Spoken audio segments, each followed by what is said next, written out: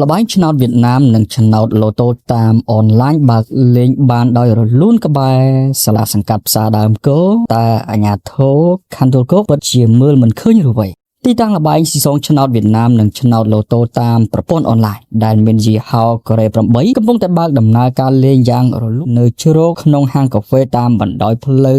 231សង្កាត់ផ្សារដើមគោខណ្ឌទួលគោរាជធានីភ្នំពេញខណៈដែលឃើញមនុស្សម្នាពពាក់ពពូនគ្នាចូលទៅប្រជ្រៀតគ្នាលេងក្នុងហាងកាហ្វេដោយរលូនមិនរំខានដល់សមត្ថកិច្ចពាក់ព័ន្ធនោះឡើយតាមប្រភពព័ត៌មានពីប្រជាពលរដ្ឋដែលរស់នៅក្បែរនោះបានឲ្យដឹងថាទីតាំងខាងលើនេះបានបិទដំណើរការរបស់ខ្លួនមួយរយៈពេលហើយបន្ទាប់ពីមានបទបញ្ជាពីប្រមុខឋានៈដឹកនាំឲ្យអាជ្ញាធរតាមមូលដ្ឋានរាជធានីភ្នំពេញខេត្ត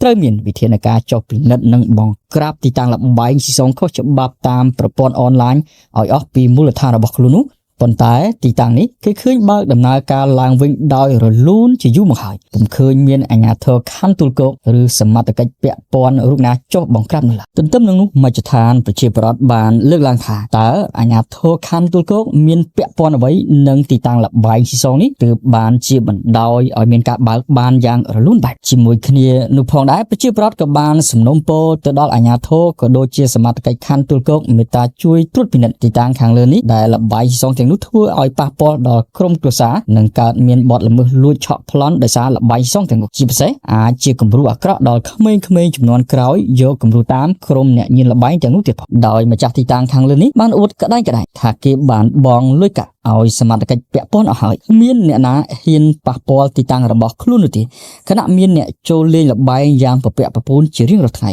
ចាប់តាំងពីព្រឹករហូតដល់ល្ងាចលាយឡំជាមួយនឹងសម្លេងស្រែកហូរបញ្ជ្រាវយ៉ាងត្រហឹងអង្កយ៉ាងណាមិញប្រជាពលរដ្ឋចង់ឃើញអាជ្ញាធរក៏ដូចជាសមត្ថកិច្ចខណ្ឌទួលគោចេះចាត់វិធានការចុះបង្ក្រាបឲ្យមានប្រសិទ្ធភាព